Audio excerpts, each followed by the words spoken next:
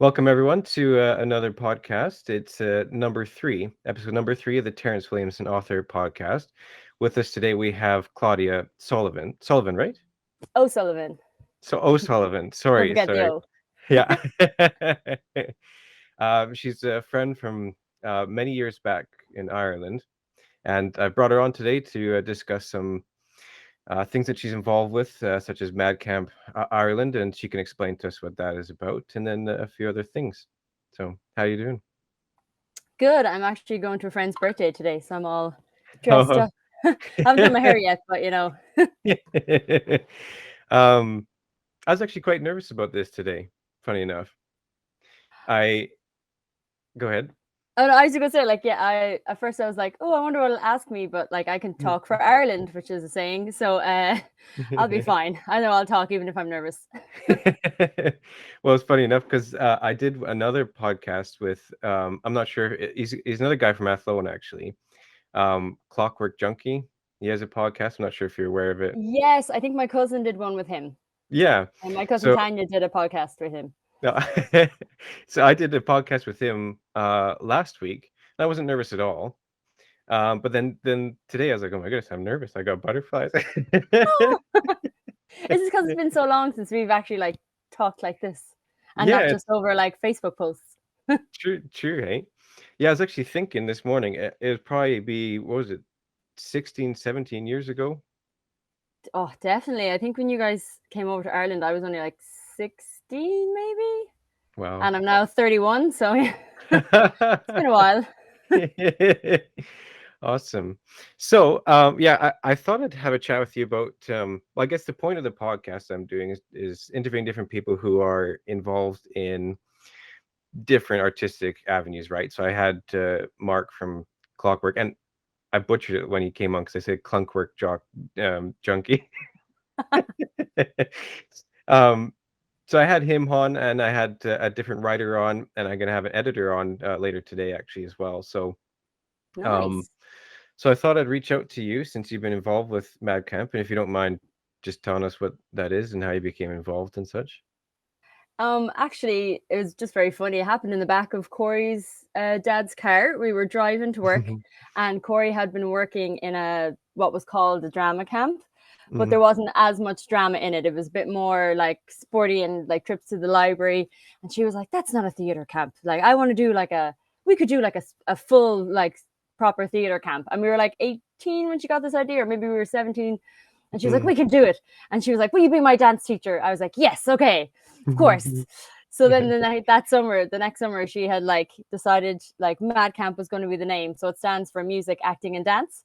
Mm. So she decided she was going to set up Mad Camp, and I think I just turned 18, or was I? No, I just gone 19. Mm. It was my birthday, I think, on the day of the showcase. Mm. But and it was just so weird because I still felt so young. Like I know I was technically an adult, but I still felt very young, kind of being in this business with my best friend. And oh, I think we counted it. I think we could have done 13 years of it Mm. this summer. I think Wow. this summer was our 13th year doing it. Even Mm. COVID didn't take Mad Camp away. We managed to like have it in 2020. So even That's COVID fan couldn't stop Mad Camp. that's No, fantastic. So, but it's great. has it been gaining some notoriety? Well, it's gotten bigger and bigger. Like when we first started, maybe we had like 30 kids, Mm. and now it's like three or four classes of like obviously with COVID we had to have smaller numbers, so it was like classes of like 15. But Mhm. before COVID, when it was like the kind of boom time, we could have like up to 90 kids in Mad Camp in like three separate classes, which Wow. was just amazing. Like our little 19-year-old selves never thought Mhm. like we'd still be here 13 years later with like massive groups. Yeah, Like that this is year, we did three separate weeks so we could fit as many kids in with COVID mm. regulations as we could. Yeah, well, that's fantastic. I know my wife, she taught, she teaches ballet at a school in my city here, and she was really frustrated with the COVID regulations because they had to have the kids in the squares, like the Yeah. kids couldn't leave like a certain square, and she's got what was it? I think they're 6, 7-year-old kids. She's like they don't want to stay in a square.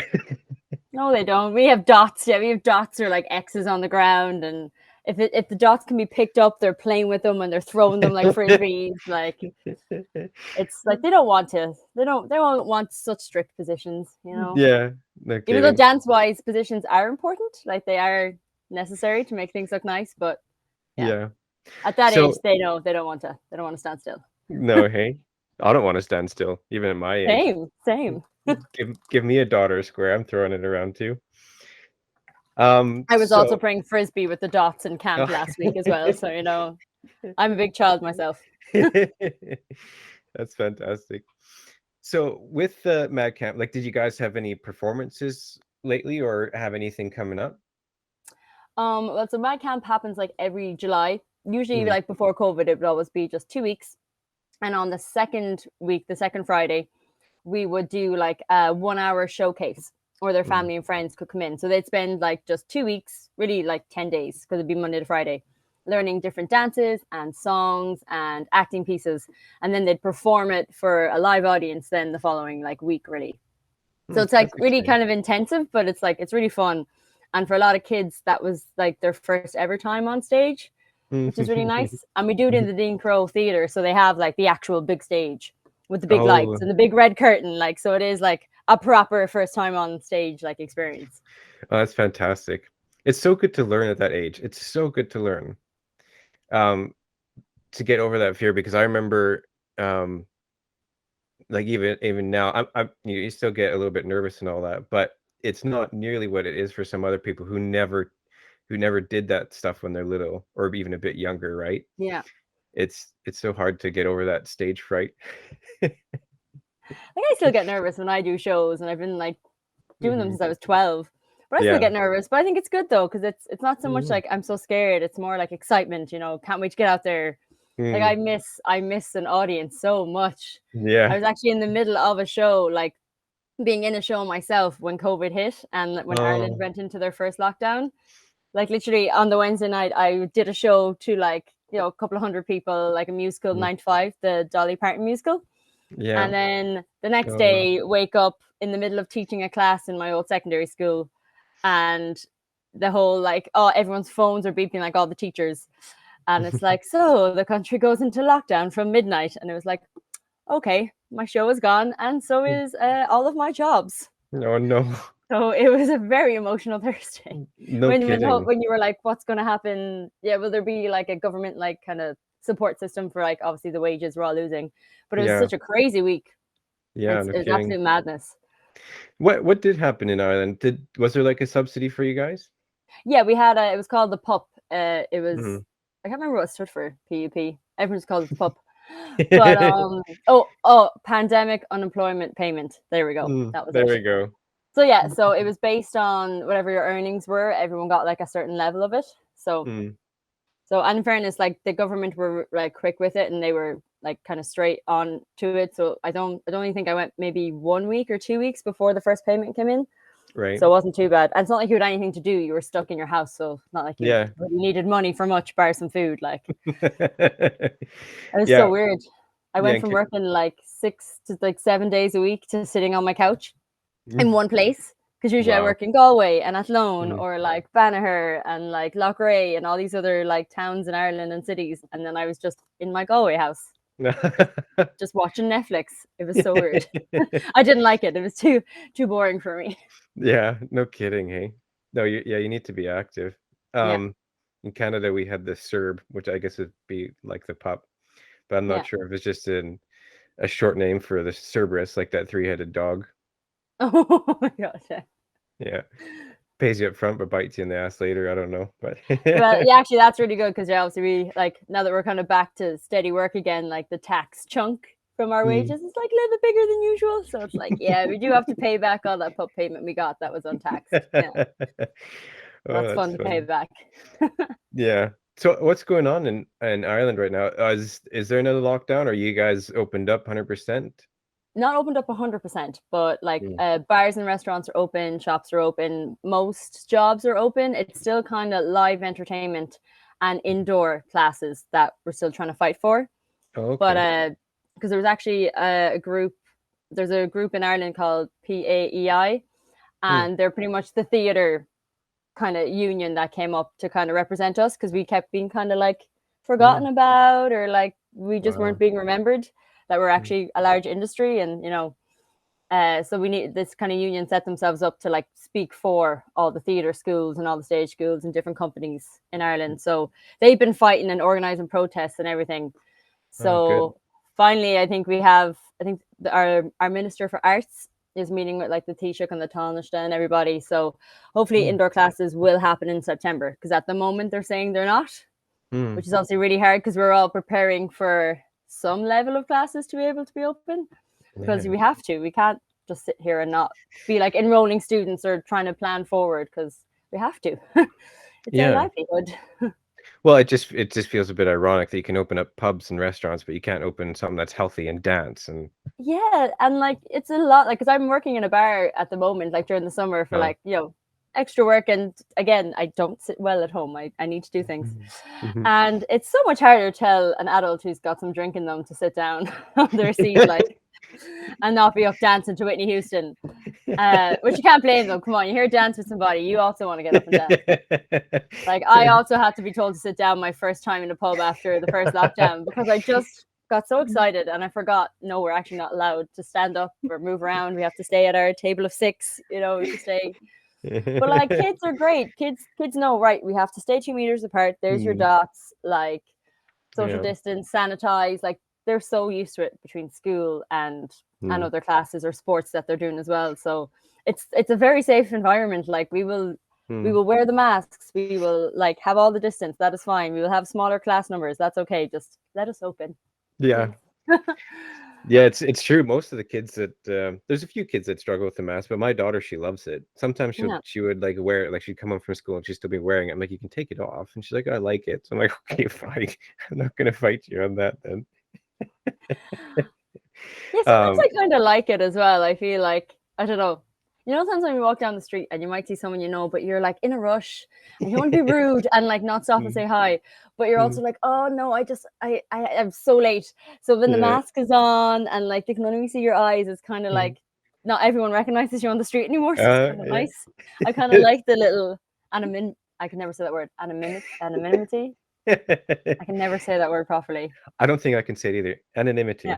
Oh, did I do it? I Oh, think I oh, did oh, he did it. Yeah, that word, people. What Terrence said. That's the word I was trying to say. it. I like that of it all. I like the little being a little bit Yeah. hidden, a little hiding. Speaking of my daughter, she listened to your play that you did. Oh, did she like it? She did. We had a very intensive discussion about portals. That's all she focused on. Well, it was a big part of it, to be fair. Like, Yeah. So, so what was that all about? Did you just do that for fun, or did someone ask you to do that, or? I work with a stage school called Stage School Ireland, and they're based in Dublin, Galway, Ennis, and Westport. Ennis is in Clare. But I work in the Ennis one as a drama teacher, and my boss knew that in January we were probably going back into another lockdown. Like, he just had a feeling Hmm. that we wouldn't be like even outdoor classes or anything. So he'd kind of been speaking to RT Junior and kind of got this partnership with them to work on a radio play Oh, project. nice. So he got the teachers in all the centres to write a radio play with their students and then cast it, and their students would be like all the voice actors in it. Hmm. So I didn't know which way to go with the story at first. I was like, hey, where am I going to just get a story out of thin air? So I saw this good like heroes and villains character exercise where you Oh, have to fun. name a villain and a hero. You give them their strength, you give them their weakness, and Hmm. like maybe like something else about them. Hmm. And so I got every single child. I had 3 classes of about between 8 and 13 in them. They were like small enough groups. So I had each of them give me different ideas. So all the characters in it are all named by my students, except for Sketch. Sketch was like a really complicated anime name Hmm. that I couldn't say. So I'm like, if I can't say it, half the kids who have to say the name won't. So I thought Sketch worked for the superhero who could draw anything she wanted and it would come to life. I thought Sketch worked. And when I Awesome. said it to the girl who came up with that character, she was like, yeah, Sketch is a lot easier. That was a good shout. She was like, that was a good call. She was actually the girl who played the Dreamer, the voice actor for the Dreamer, came up Oh, with the character of Sketch. She's a awesome. fabulous actress. She's unbelievable. Hmm. Like, but she like started just reading some of the lines when I was auditioning the parts. I was like, she's Dreamer. That evil laugh. I was like, yes. So we brainstormed characters. Then I asked them to kind of give me like conflicts, and they gave me that sibling rivalry conflict Good. between the two main sisters. Mm, And then I sat down and I had all these sheets of all their ideas, and I was like, mm, okay, wrote out kind of like a rough storyline of like, how can I put this into like a mm, story? So then like I picked the superheroes or villains that I thought were cool that could mm, work. And then I loved the idea of portals and traveling, because we talked about different time eras as well in different locations. And I was like, mhm, oh, I want to do under the water. Oh, I want to be in a floating castle in the sky. Oh, I want to be. So like I was like, if it's a portal, we can go to all these different lands and it's mm, fine. So that's why I did like Tiernan and Og. I thought was nice because the Irish element there. I thought that was kind of mhm, nice to have in there. And then of course Neverland, because I'm mm, Peter Pan at heart. I never mhm. grew up. And then underwater meant that I could have like evil like mermaid sirens. Mm. So and New York City, I actually only picked New York City because I wanted the narrator to go, meanwhile in New York City. The only reason I wanted New York City, because that just sounds really cool in the narrator voice. Like, It's true. yeah. Yeah, So yeah, you had quite a diversity of voice actors because there's some Irish ones in there, and sounded like I'm assuming American were in there there as well. were, I think there was Irish, there was Polish, Oh, uh, but I don't think any of them were actually American. You know, the way, like, mm, I feel like some Irish people just kind of have American sounding accents. Like maybe it's because of mm, the shows they watch yeah. or different things. Mm, Or also because actors are so used to trying different accents. So because mm, some of them knew they were kind of set in America, they were putting on different accents as well. mm. But that's why I gave like my littlest kids, who I knew wouldn't be the best at accents, I gave them Tiernan and Og, because then they could Oh have yeah, their little Irish accents and it would be cute and it would be fine. yeah. But no, the older ones did a good job of either having just like a neutral voice or like Mm, putting on accents. Like the boy playing Peter Pan obviously wanted to be English, so he put on like a little like mm. raspy English voice as Peter Pan. And it was just great. Like I was like, didn't even Yeah, tell him to do it. He just did it. And I was like, yes, that's this is great. fantastic. Well, their accents were very convincing. I mean, like sometimes when you live here and then you Yeah. hear, um, I'm in love with Emma Watson, but she does a terrible American accent, brutal. She Like needs she to was in, stick to English. yeah, she was in that movie. Not sure if you ever saw it, Regression. No, I Um, heard of it, but I've never seen it. it was really good. But anyways, she had an American accent, and there's some things that British people cannot pronounce, like saw. Yeah. They because I'm gonna butcher the British pronunciation, but it's sore. Like I saw it. And so, but when Emma Watt, like I've seen Stephen Fry do this too. But when they say saw, they really emphasize the A, so it's saw. It's like you can just see them overreaching. Yeah. But love Emma Watson if she ever watches this. I don't think she will, but if she ever does, Whichever does, Emma, we love you. No hate. No hate. yes, it was really good. Um, And I'll post a link if anyone's watching this on YouTube. I'll post a link in it as well, so you can have a check out if you have any Oh, kids. thank you. It's a Yeah, it's really superhero tale, just fun. in case we didn't make that clear. So yeah, it's good. Yeah. It's fun. Um. So apart from MADcamp, I saw you post something the other day. Oh, was that for ACT stage school, Yes. AKT? Yeah. Yeah. Yeah, that's a Corey's dad's stage school. So it's called Hmm. AKT, which stands for Alfie Kilduff Theatre, but Hmm. also ACT. It sounds short for ACT, which is acting. So that Hmm. also works. But That's yeah, awesome. that's kind of the school that when I started in it, it was a different name because we had two different teachers. Hmm. So it was called Center Stage, and then the teachers made their own different stage schools, both with their names actually. They both had the idea of their names. So Hmm. it was really nice because I started as a class assistant in my own stage school, and Hmm. then ended up becoming like a proper like full-blown teacher then when I got my degree and everything. So I've got a Awesome. master's in drama and theater studies. Oh, fantastic. So it was like, it's so cool to kind of be working at the school that it all started with. Hmm. It's like really nice because that's when I knew that I wanted to like go into drama and teaching, because I didn't Hmm. know what I wanted to do. And I remember being like 16 and being asked, hey, do you want a class assist? How about with dances and like mind the kids and stuff? I'm like, sure. And then they're like, oh, and it's a paid job. I'm like, you had me before I even knew it was a paid job. Like, I was just gonna do it for fun. But and then I was like, oh, maybe I should do that in college. And then I started looking at Mm, like college courses, and that mm, completely just started me on my journey. That's now mm. been 16 years of working Wow. in theater, because I started when I was 15, kind of actually 15, Mm. 16. Wow. So Well, I'm so happy for you. Um, it's not too often when someone finds what they really passionate about, even in like schooling. You get a oh yeah, master's and you're working it. Like I know so many people who have their masters and they're not doing anything close to yeah. resembling what they went to school for. So I'm really happy for you. It's Yeah, because exciting. it is hard, because when you're so young, it is really hard to know what you want to do and what you'd be good at. So I'm Hmm. just so happy that I just got the chance to see that theater was where I should go. That's so awesome. That's so awesome. But you've got a lot of talent in your family, like your dad. Because I remember you Musician, posting. yeah. Yeah, his voice is so good, I know he's in so his like good. 70s, and like the voice is still like pitch perfect. Is he that old? I didn't think he's that old. Doesn't look it. Like he's only starting to get a couple of gray wisps in his hair now. Like he was like people were always like, "You dye your hair." And he Mm. doesn't. Like if he goes Wow. gray, he goes gray. Like he doesn't care. Yeah. But people would always be like, "Oh, Marie, like my mom definitely Mm. dyes Brian's hair." Like no, it's just good genes, good genes. Oh man, I remember the first time he posted. The first thing I thought was, "Oh my God, I'm so jealous," because his voice is so smooth, so natural. And I was like, Yeah. "God damn it." Yeah, but um, so with was that going back to that play that you wrote? Was that the first thing, like the first play that you wrote? Have you had any other experience writing plays or? I wrote like little bits for like stage schools. Like I wrote like Mm, little bits of scenes or plays for like end of the year shows. But that's mm, like the first time I kind of like wrote a script that RT Junior was like a part of, and like it's on the RT Junior website now, so it's like definitely like the biggest audience that something I've written has ever gone to. mm. So it was That's really cool. Like exciting. I was super proud. The day it came out, I spammed everybody.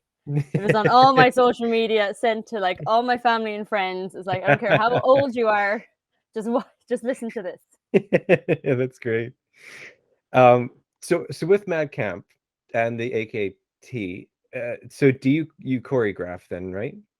Yeah, I choreograph and I do some drama teaching as well. Okay. With MADcamp and AKT, I mostly choreograph. Hmm. So because we've got like other teachers there that focus more on the drama. But Hmm. like I could do the drama if needed. But my main job would be dancing, and then I have a few jobs in other stage schools, like one in Galway called Phoenix Stage Hmm. School, and then the Stage School Ireland in Ennis I mentioned that I did the radio play with. I'm Right. drama teacher for those two schools. Awesome. Oh. Do you choreograph just by yourself, or do you have like a few other girls or guys that you choreograph with? In AKT, sometimes Corey and I would like work together. We'd Hmm. like maybe make up a dance together. Um, but mostly it's more just time efficient now to just do it on my own. When me and Hmm. Corey were younger, we used to be able to just like meet up a lot more, before like we had Hmm. like Corey has a baby now, so she's like a mama now. So before we had like families and like a heap of jobs, we were able to like, oh, let's Hmm. meet up and like make up dances. But mostly it's just like kind of on my own. Hmm. But I live with another choreographer, so if ever I'm like, Declan, can you do any moves for me? He's great. That's great.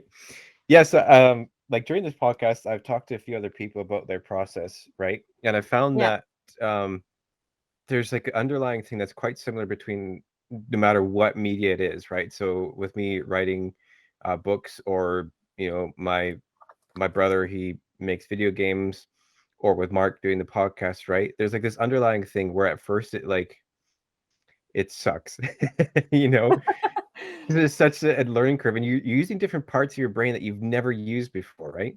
Yeah. Like with writing and stuff like that, it's really strange to activate a different part of you that you didn't know existed. So like with your process, like what have you learned that you found that has been beneficial, or what have you learned the hard way with choreography?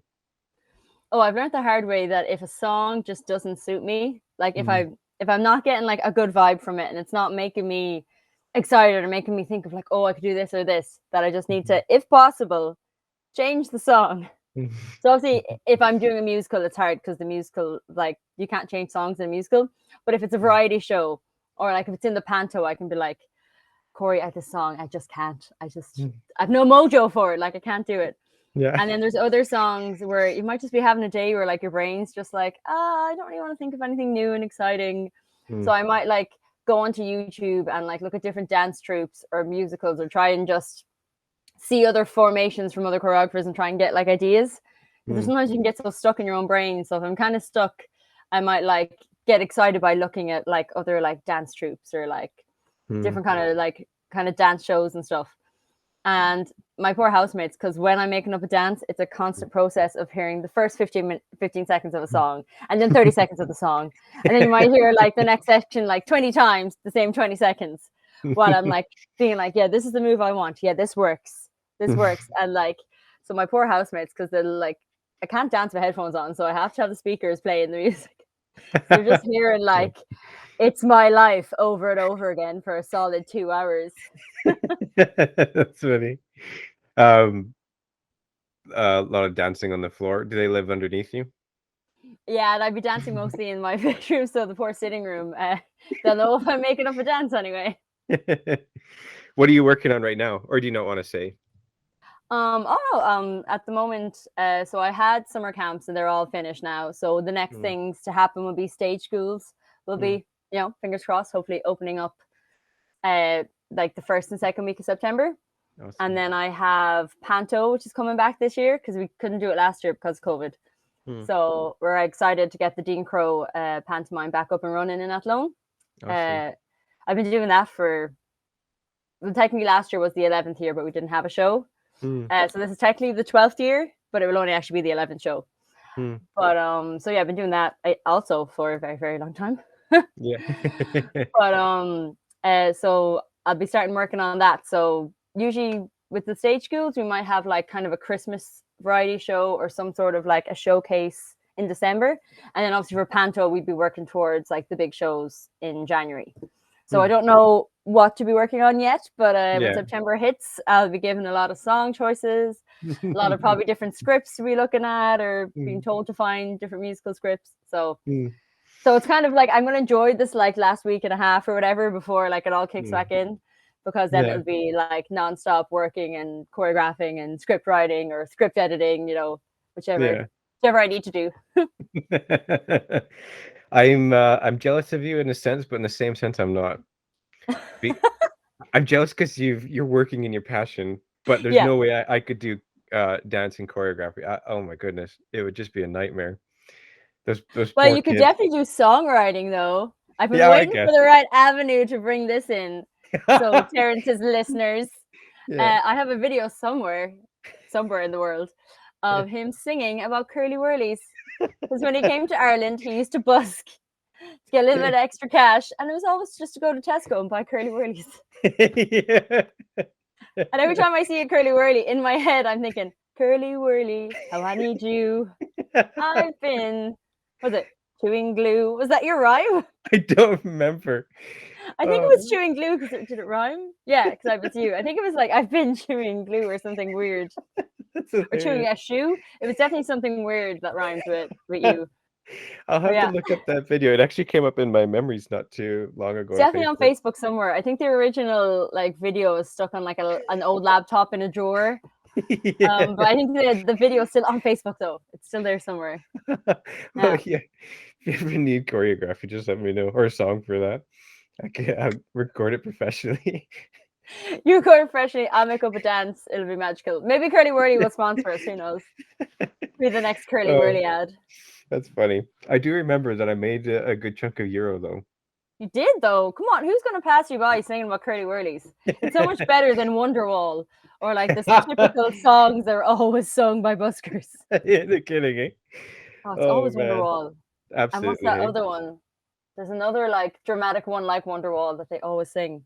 Oh, No. Hallelujah. You always hear Hallelujah as Oh well. yeah, yeah, yeah. Always. Absolutely. Um, yeah, that was good times. Oh, that's Back, such fun summer. yeah, back when the only thing that mattered was traveling and hanging out in parks and Yeah, being Jesus in a dramatic movement piece. yeah. Oh, that's funny. That was a long time ago. My Oh, goodness. that was the song, was it? You're all I want, you're Oh all I yeah. need. You're everything. It's a great song. That's funny. I definitely Yeah. had a playlist of like all those songs you guys used to like dance to and perform to, like Oh, on my yeah. iPod, wherever that may be. I think it's in a drawer here somewhere. Oh. But yeah, I think I still have like a big playlist, and I think it was probably called like Canadian tunes or something. I'm so glad they I don't think they made me dance in Ireland, but there's some other teams that they made me dance on. Yeah. I was just red in the face the whole time. I was like, this is so bad. Yeah, you love like the acting ones where you got to like walk around and just be dramatic or whatever. You're like, you got this. But yeah, I remember we were trying to, was someone teaching a dance? Was it to Joyful Joyful maybe or something? And someone was teaching a dance to it one day, and I made you get up to learn with me, and you were a little stiff. That's putting it You politely. tried though. You tried though. Yeah. Gave it a good effort. That was good. Um, oh, what was I gonna? Oh, your master's. Oh yeah, What university do you get that from? I got it in NUIG, so the National Mm. University Institute in Galway. Oh, So, awesome. so yeah, I So went to you, Galway and never left. yeah, Yeah, I Go, love it here.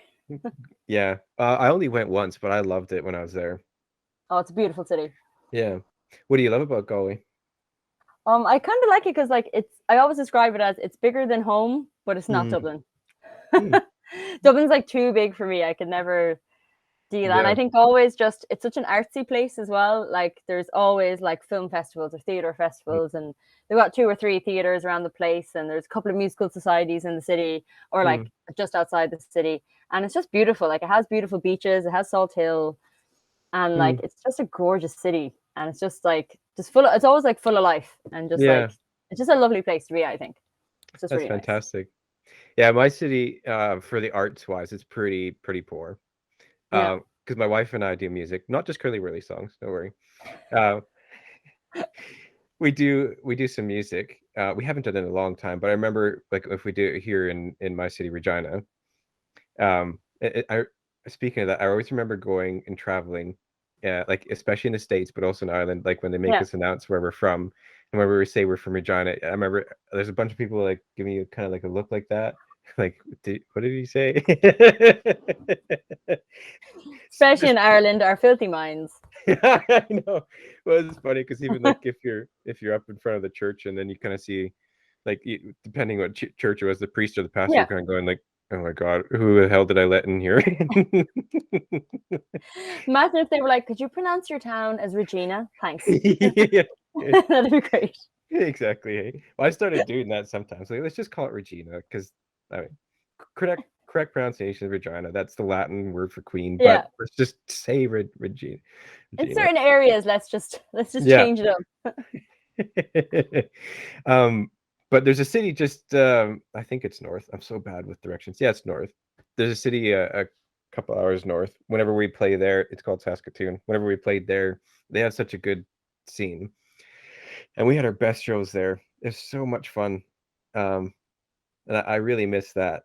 You know, I Yeah. really miss playing in front of a really enthusiastic audience because Yeah. we've got like I remember one place that we played at, it was just me and my wife, and then our drummer. We couldn't get a bassist or another guitarist, so it was pretty bare. It's just guitar and drums. Yeah. But we had these people who like there's 10 people that like move their chair just in front of our stage, and they're all just like soaking it in. Oh, that's so lovely. Yeah, and it's like I miss those days. With there's people Yeah. being so genuinely interested, just happy to be there, and it was Yeah. good times. Um, sorry, back to your degree. How did you find going through that? Oh, I loved it because I'd done so much like I did like an undergrad first, so I did like English and classics Hmm. for 3 years. Classics is so cool. It was like the best Hmm. second subject to put with English. Like it was so interesting. I Crazy. really liked it. I feel like it was just like cool history. It was all Hmm. like the Greece and Roman history, and it was just so Oh, cool. It was like the best histories. They've got great yeah. stuff. So And was then, it? Sorry oh, to sorry. stop you. Is it like classic literature or what kind of classics was it? I'm ignorant about that. Sorry. So it was like, yeah, there was different like literature. So we do different like poems or plays or Hmm. like different books.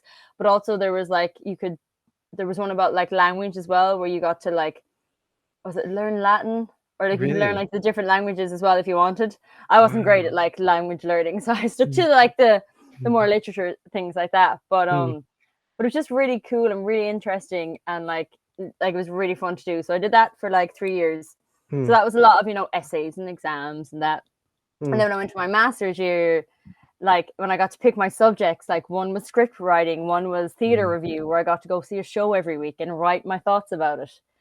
And Wow. then I had like a physical theater class for like 3 hours on a Tuesday morning where Hmm. I'd roll around the place or jump around like I'm Mhm. Cerberus from the one of the heads of the three-headed dogs, like Yeah. standing on two of my friend's shoulders. But like it was just like such a fun 3 hours where I got to just Wow. act and learn different techniques and different warm-ups and like really express like more than just being an actor getting up saying lines. It was like Hmm. getting to really physically be different creatures or different just even structures, like be a Hmm. door or something. But Wow. it was really fun, and it was nice because it was a lot of practical classes, but also Hmm. your typical sitting in a class learning about different plays or different Mhm. things. But it was really really enjoyable, and I got to do like we kind of had like not so much like one big thesis to do. You had like a Mm. portfolio full of something from each subject you did, but then you had one big essay that was like your main kind of project Mm. for your whole thing. And mine was about Pina Bausch and how she kind of like changed dancing. Mm. So I love that my like big final essay, I got to like talk about dancing and I got to watch Mm. loads of her things, and it was just Mm. really really really fun. And That yeah, I just really liked it. It was really cool. I got like that's a 2-1. fantastic. I got a 2-1 in it, which was really nice. Nice, Well, nice. like 1-1's the highest, and I got a 2-1, so Yeah, I was very pleased. but that's amazing. That is so inspiring to me. It makes me want to go back to school so bad. Yeah, I went to school for human resources, yeah. and I've never worked in human resources. I worked into finance, and then I'm in insurance now, and I just hate it. It's not a good fit for me at all. I would never have pictured you in insurance.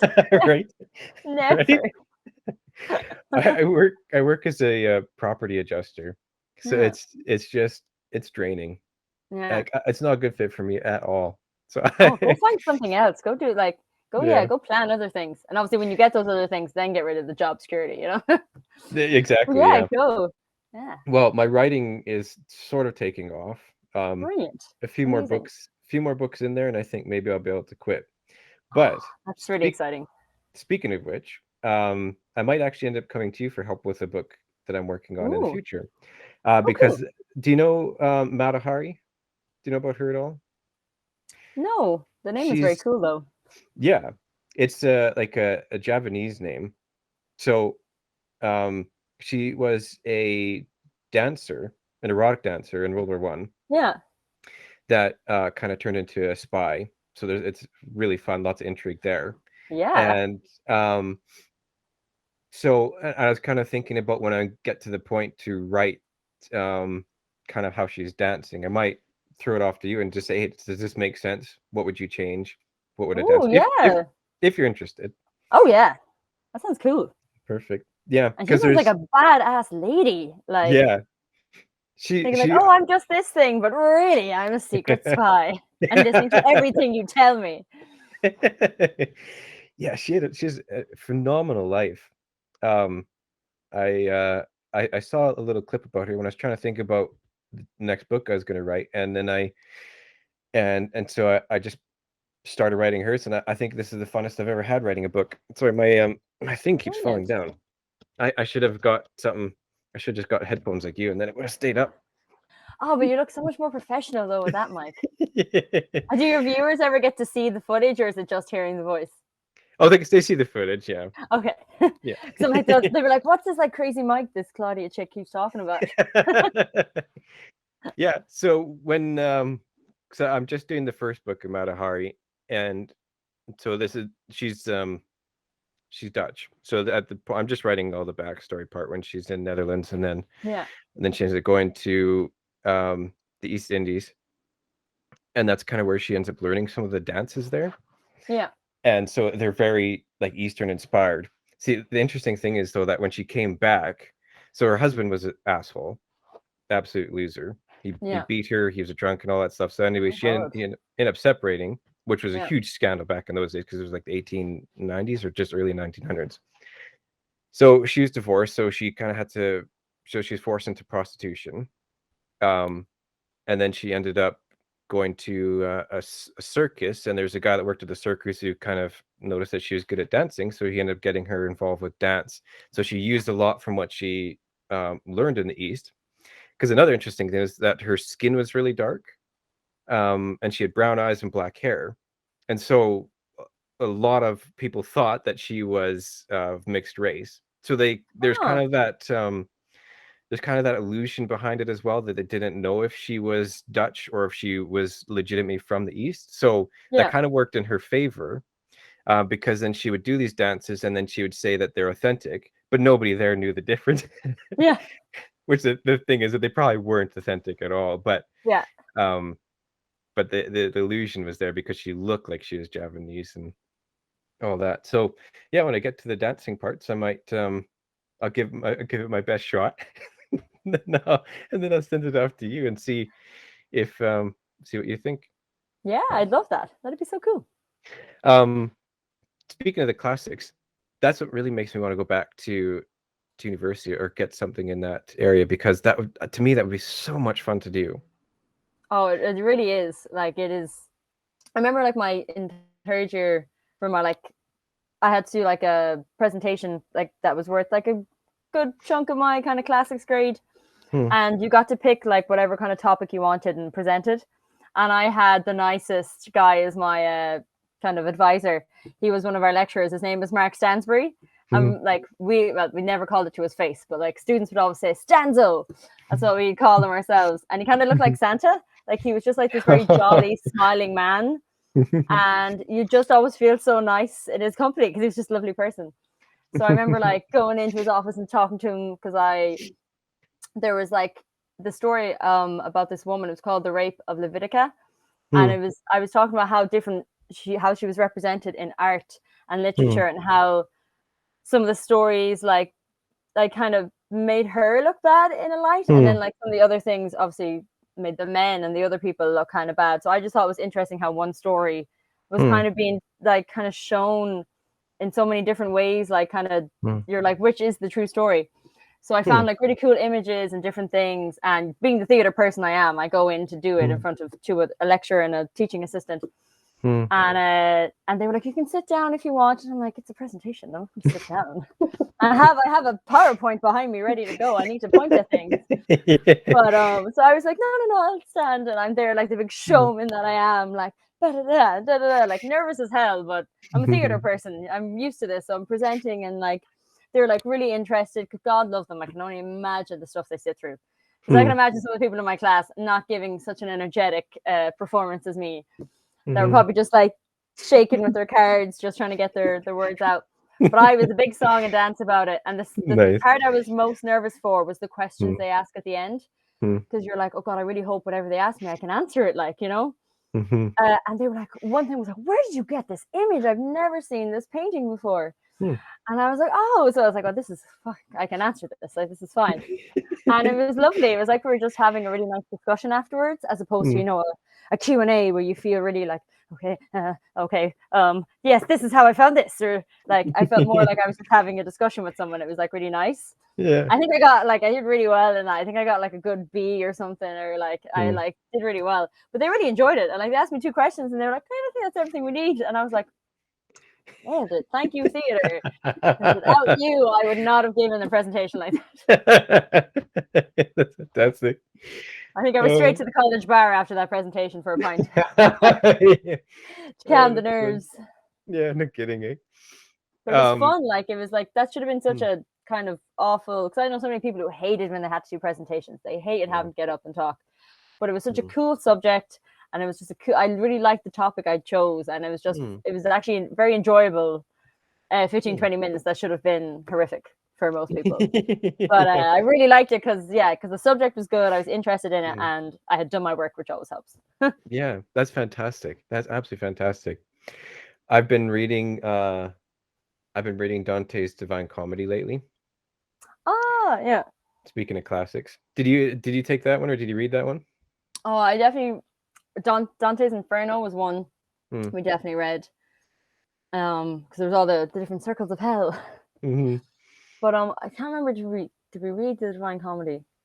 We had so many, and this was like, granted, did my Mm. master's 2012, so I Mm. did my like undergrad and like between 2008 2011. So my Mm. brain can't remember many of the things that I Yeah. did, but I did a little bit of Dante stuff. Yeah. Well, Dante's Divine Comedy is the three books. So there's the Inferno, the Yeah, Purgatorio, and then the Paradiso. And I so think yeah, I most just did the first one, just the first one. yeah, and most people do because that's the most interesting one. That was just the one that the college professors were like, "We're doing this." Yeah. Well, yeah, I think the imagery is so powerful, and we're so drawn to that idea, right? Um, I don't know why we're so drawn to the images of hell and descriptions of it, but we really are. And there's something about it that really glues us in. Like we just get sucked into the idea of it. Yeah, Um, Purgatory and Paradiso, they're good, but Inferno is definitely the one that hooks you in and gets you. yeah, But that's kind of like how every trilogy is, right? So, like speaking of mine, like the first one I have, the Mistress of Auschwitz. So that's the Inferno, that's the hell. yeah, And so that one sucks you in because the environment's so horrific, right? yeah, And then you go to just after that, and it's kind of like the middle book against is this sense of purgatory, and then the last one is supposed to be the triumphant. Usually yeah. that's how it goes. So that's kind of how it went. That's why I named the last one Paradiso. So Ah, nice little homage. yeah. And I don't know if I'm allowed to say this on the podcast or not. Well, I can say this part. So we're expecting a our third baby. I think you might have Oh, seen I that or not. saw. Yeah. Oh, I did. I did a cute photo of Kelsey and your daughter together. I was like, so cute. I think you're like, yeah. Was she like right up at the belly? I think I think she was like, it was something like this. is that the one in the field? Yes, Yeah. yes, Yeah, because that's when my yeah. mother-in-law took. She did a wonderful job of those. Oh, those photos were fabulous. Yeah.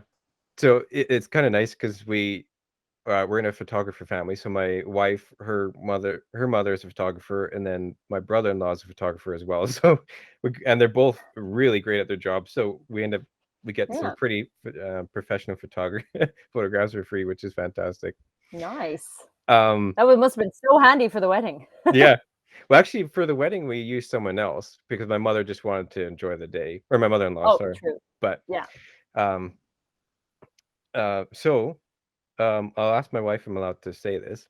I might edit this part out. We'll see if I'm not allowed to No say it on the worries. podcast. No But problem. so we're thinking of naming the baby Dante. Um, just because Ooh. I've been really enjoying that, and I like the name. Yeah. Um, so we're thinking of naming it Dante Lucian Williamson. Um, Ooh. Good name. Good name. yeah. Yeah, so Lucian after our first boy, and then we Yeah. might throw Thatcher in there. So it might be Dante Lucian Thatcher Williamson. We'll see. If that is not the name of like a future movie star or author, like I don't know what is. That Yeah, is a for name that's going to do something in the future. sure. Uh, so yeah, we'll see. We're playing around with a few different names. We were thinking Donovan for a bit. We're thinking maybe Thatcher for the first name. Um, but then I was kind of going through the books and I was like, what about Dante? So there's like on that Just one. looking at your like Dante's like Inferno, like what about this name? Inferno. This is No, a no, no. great name. Yeah. Imagine, let's call our child Inferno. Then your destiny, like your child's Yeah. destiny, is definitely to be like a super like criminal. Like Yeah. that's definitely what's gonna happen. Okay, just a terror. Oh, that's funny. Um, what was I gonna say? Oh yeah, so speaking of classics, it's funny because I was telling Mark where we got the name Lucian because I was telling what we usually tell people is that we got the name Lucian from the Roman poet. I'm not sure if you took any of his in classics, uh, but what we where we really got the name was that Underworld movie with Kate Beckinsale, and she's got Yeah, that lichen. His name is Lucian. That's where we first got it. But yeah. I usually like to tell people that we got it from somewhere a bit A more poet prominent. because it just sounds more fancy. Yeah. But really, guys, he's been lying the whole time. This could be edited out, but if it's not, now you know the truth. Yeah. Oh, that's funny. Yeah, we're not very secretive people. Um, we don't. In some ways, we're pretty private, but in other ways, my wife and I aren't. Like I know a lot of people like to hide the name and Yeah. stuff, but we don't really bother hiding it too much. I I think, is it don't. more in case like their friend who's possibly also pregnant steals their name? I know that's happened in Ireland a few times. Oh, really? So we keep our names kind of close to the chest because you like someone might say, "Oh, I think this is a gorgeous name," and then their friend who's like 2 months ahead of them in pregnancy, whatever, then has their child and happens to call them the name you said that it would be a good name. Yeah. So Oh, that's funny. sometimes it is good to be a little sneaky, you know. Yeah, that's true. That's true. So anybody watching this, don't you dare steal Dante. That's I will mine. fly over and I will get you all. He has patented the name, people. Okay, it is his. Yeah. Uh, um, going back to classics. So which was your favorite? Oh, yeah, I feel like I might have liked the kind of Greek history more, Hmm. and I think it just had like just really cool like poetry, Hmm. and I feel like Greece was a lot more kind of ahead of the times in terms of like sexuality, because Hmm. I remember doing one that I think was it called Sexuality in Ancient Greece? Could have been the actual class headline, Hmm. but we would read like poetry written by gay men and Hmm. like stories like written by lesbians, and it was just Hmm. really cool that like back then these people were like, yes, that's what we are. This is Hmm. this is a poem about a woman being in love with another woman, Hmm. and it was like really really cool to see because obviously that was reading that back in like '09 or 10 where like Hmm. marriage referendum hadn't happened in Hmm. Ireland or anything yet, and homophobia is still present, which it really shouldn't be. Like, come on, people, it's Yeah. 2021. Get Yeah. over it, like. But it was happening back in Greece, people. Like, come on. Yeah. No, like yeah, Greek sexuality is so interesting. I remember Yeah, I was researching some of it. Um, I was doing something because I used to have like a little history blog. I got rid of that because it just wasn't going anywhere. So I thought yeah, I'll pause that. But I was doing one on the Spartans, and that was really interesting. yeah, Um, they had a really interesting um, idea because so for example, if the man couldn't impregnate his wife, it's funny because they are forward thinking, but also sometimes really backward thinking with respect to women. yeah, It was kind of a weird mix, right? Because like they're forward thinking, sexuality was pretty open. Men could be, I don't even know if they really labeled it back then, right? It was just yeah, right. Um, but they in some cases they're really backwards towards women. So like in Spartan times, I'm not a uh, major in Greek sexuality, so I might butcher this, but I'm trying to remember. Like, that was years ago as well. I'm like, okay, do I know what he's gonna say? yes. So like the Spartans, if the man couldn't conceive with his wife, then they could get someone else to come in and conceive with them, right? Another man could share the wife, and there. I definitely remember reading something like that. Yeah, back in So the day. wife sharing was pretty popular, and I think that they Yeah, used it quite liberally. The unfortunate thing was that the woman didn't really have a choice, which yeah, was terrible. yeah, But they were pretty open in that sense. But also, like, kind of with um, the men, like there is a unit. This is really interesting. There's a unit called I think they're called the 300. But they're basically 150 homosexual pairs of men, and because the Greeks found that if you fought side by side with someone that you loved, you fought harder, right? Because the shield had to protect the guy next to you, right? So if you love yeah. that person next to you, rather than just being a good buddy, you're Well, gonna you'd fight. Yeah, you'd fight harder for them. yeah. Wow, yeah. I think I So remember that. Oh my god, you were like, I feel like this is all locked in the back of my brain. There's like a little classics compartment that's slowly leaking out. Like, yes, I remember that. That That's does interesting. happen. Yeah. Oh, that's awesome. Um, so how long have you been living in Galway now then? Um, pretty much since like 2008. Like properly like all year Hmm. round from like 2012. Because Wow. in the first 3 years in college, I'd come up in September and move home in May then for the Hmm. summer. Uh, but like full time living here it would have been since 2012. So, about what's that, 9 years? Like math right? Yeah, crazy. No, I 9 years. No, did I? Did I? Yeah, it's Yeah. 21. Yeah. Yeah. I'm so bad at math. I didn't do math in college, guys. Okay. I left that behind me in secondary school. Pass maths queen over here. Yeah. So Yes. yeah, so you guys call so what we call high school is what you call secondary school, eh? Secondary school. Yes. Yeah, yeah.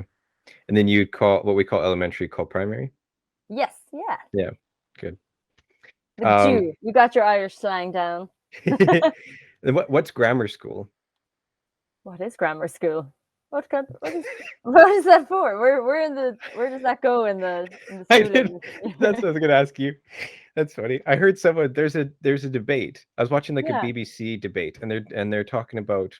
I love British politics, Yeah. and I find Canadian politics so boring. But I tune into British politics. I Because don't know everyone's too nice. why. Too boring, I think. Um, but they're having a debate about grammar school, and so I was like, oh, Maybe maybe I'll it's a ask. real English thing. It might be, might not be Ireland. Maybe is grammar school their secondary school? Maybe, Maybe. maybe grammar school is their primary. Who knows? Yeah. Because I think they just call college. Do they just call it uni? Maybe. Maybe. I think. I'm not sure. Yeah. Yeah. So many different things. Yeah. Awesome. There's one other thing I wanted to ask. Oh, what's it gonna be? What's it gonna be? Yeah, I had it in my head. There's a couple of things. I should have written them down. Funny enough. So okay, so I had I had a dream last night about us doing this podcast, but it Yeah. wasn't really like this setting. It was a bit strange. But I butchered it. Just butchered it. Right. And you had, I'm not sure if it was a boyfriend or some other guy that was on, but he did not like Yeah. me. He was really upset with me. Oh my god. Yeah, and then I'm just having like lucid dreams lately, and like dreaming about things that are like coming up, right, or something like that. So the Yeah. podcast, I was just dreaming about doing this. It was really strange. We got new carpets in the house. I don't know if maybe the fumes are just messing with me. Just go into your brain. Yeah, getting lucid dreams. That's funny. I get really weird dreams as well. Like sometimes they're like really random, realistic dreams. Like when I know I have to do something, like go to the shop or something, and I'll have a dream about me doing that in my dream. Crazy. But at the moment, I'm having so much intense Walking Dead dreams. Really? I've never watched Walking Dead before, so I've been binging it the past few weeks. I'm on season 5, episode like 14, I think. Oh wow. And so I keep having dreams where I'm like part of Rick's crew and I'm there like killing zombies, like me and Michonne besties with our swords, like, you know. Oh, that's fantastic. And it's really cool. Like they're not scary dreams. I actually am just really? loving, like I'm just part of the crew, and I'm not gonna die. It's fine. I'm totally gonna kill all these zombies. I can't remember which season I stopped at. I think I stopped. There's 10 at the moment, but the 11th one has just come out, I think. Yeah. Okay. I might have stopped either at season 5 or season 6. I won't spoil it in case I'm sure you know a lot of the spoilers though, right? Or are you I actually, because when it came out, you know, I wasn't watching it, so I wasn't paying attention. So yeah, if you heard something like someone died, or oh my god, they end up in this place or whatever. Sure, my dad was watching it, and I've seen 1 or 2 random episodes, but like I don't remember them because again, he was probably watching it, and I was just on my phone, like doing something. So nothing's actually really been spoiled for me. So it's only now when I'm talking to people about watching it, if they say I'm like, I'm on this episode, this has happened. Do not tell me anything past this moment. Like I'm just like, don't spoil it for me. So I'm trying to watch it as fast as I can. I'm just like, it's so good though. I love it. What took you so long to watch it? I don't know, because I love like action movies, and like someone should have just told me it was like Game of Thrones and I would have been in, because no one is safe. No one is safe in this TV show. Like it's completely like Game of Thrones, and someone that you've loved for like a season or more, gone, goodbye, head chopped off, eaten by a zombie, you know. It's like anything can happen. It's anyone's game. Yeah. But I think it just, I don't know, when it came out, I was like, oh, zombies, I don't know if I want to watch it. And then like I think I had other shows that were on at the time, so I was like, oh, I'm only trying to keep up with like you know, Criminal Minds and like Grey's Anatomy or whatever. And then it came out on Disney Plus. I have Disney Plus, and it came out, and I was like, oh, I'd like to give that a go. And my boyfriend was like, oh my God, you should. It's really good. Yeah. So he's like, let's watch some episodes. And I've been hooked. And obviously, I've watched loads without him, but he doesn't mind because he watched it all. So Yeah. he Oh, doesn't there care. you go. But I'm just like, thank God I didn't have to wait for him because he, like, also, he's the manager in the bar that I'm working at the moment. So, like, Yeah. our schedules would be very different. And a Oh lot of yeah. nighttime would be work. And I'm like, I would not be able to wait for him to watch this. Like, I'm on the like train, like up and down to Athlone, and I'm like watching it on my phone. That's funny. Love it. It's so good. Oh, well, I guess this is kind of old news, but how did you feel about the Game of Thrones finale? Oh, so disappointed. Right? Like, so disappointed. Mm-hmm. Like, I don't want to say anything just in case anyone, if you haven't watched Game of Thrones, like, do you even want to watch it at this point? But when they made, like, Daenerys kind of turn out exactly like her father, I was like, no, Mm-hmm. she never showed signs of ever being like him. She was Right? always different. Mm-hmm. I thought her character development, nonsense. Yeah. Like, yeah, she lost a lot of stuff, but Jesus, all the stuff done to her at the beginning was like just as horrific as everything that happened throughout the end. So it's like Mm-hmm. she was like such a good character, and it made me so sad. And who ends up being the king is ridiculous, Yeah. ridiculous. Yeah. Ugh. Like, I'm really praying that George R. R. Martin gets on it and finishes his Mm-hmm. book because I need to see the way he envisions it because that Yeah. can't be it. That nonsense is not how he wanted to finish it. Yeah. So I want to see the true ending. So he better get to it before diabetes or something comes for him. Like, please, sir, please. If you're listening, write the book, please. Yeah. Heart disease, diabetes. There's a few things going Oh, for there's a few things that could take him away without us getting to the end of this book. it. Yeah, I saw the other day that he was really upset because he said that the idiots just won't leave me alone because they're Oh, like the pushing him to get fans. the yeah, it's pushing him to get the book done. I'm It's like, because well, we're scared he's gonna go.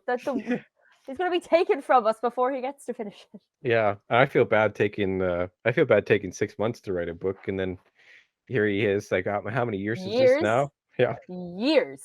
Like, I'm pretty sure it was 3 or 4 seasons ago when he was meant to be writing this book. yeah, Like, and there's two more, isn't there? oh God, I think there's two more. probably is. Oh, we're never gonna find the end. He's never gonna write it. It's always gonna be a mystery. We're gonna have to think of our own way that we wanted it all to work out. Yeah, no kidding. Eh? Some serious, like, Game of Thrones fan fiction is gonna happen. Yeah, You know, no, Game of Thrones fans out there, if you're really good at writing, please give us the fan fiction ending we want, please. We beg you. We beg you. I thought that they were consulting him on the end of the season, but Yeah, but I can't see him saying that's it or giving them the true ending before he mm, writes it. Like, I yeah, don't see him letting them know his real ending. yeah, Could you imagine if agreed. he gave him that ending Mm.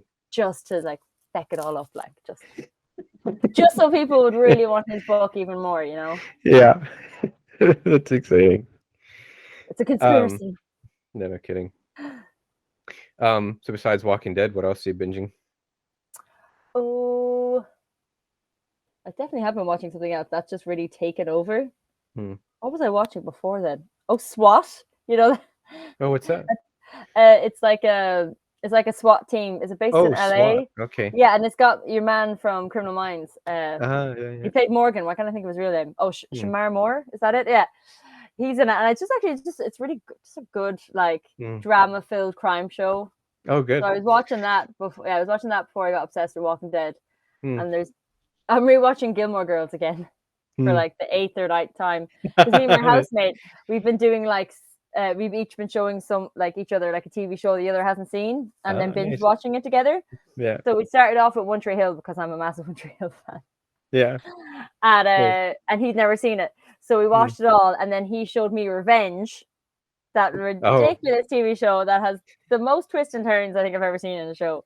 But so we watched that, and then the next one up was back to me. So I said Gilmore Girls because he's never watched Nice. Gilmore Girls, and I love it because I think 20 seconds in he was laughing because there was a RuPaul reference and stuff in the very first episode, and I was like, "This is what it's going to be. It's going to be literally a laugh a minute." I love it. I love the writing. I love the writing in that show. I think it's just Yeah. so witty and fast. Oh, It's agreed. so good. Oh shoot, I had something I was gonna say. What was I gonna say? Yeah, I just Is this the lost it. thing? Is this the thing you couldn't remember? No, I was just Was about it to say TV show something. related? No. Yes. You can think of it. Go on. I just lost it. Your mind. Oh no, was I not helping there? Shoot. I don't know if it's incredibly important or not, but Criminal Minds. Oh Is that yes. the one where they like do like the interviews with all those serial killers? Oh no, you're thinking of that's the one with like Jonathan Groff. No, is that his surname? No. You're thinking that's not the one. I can't remember what that's called. Oh, Oh, what is that one called? No, Criminal I- Minds is the one where it's got like a whole different team of was it behavioral analysis people, and they like oh, go out and like they solve different crimes. Like they do interview like people mm, sometimes, but I know the one you're thinking of. It was on mm. Netflix, Yeah.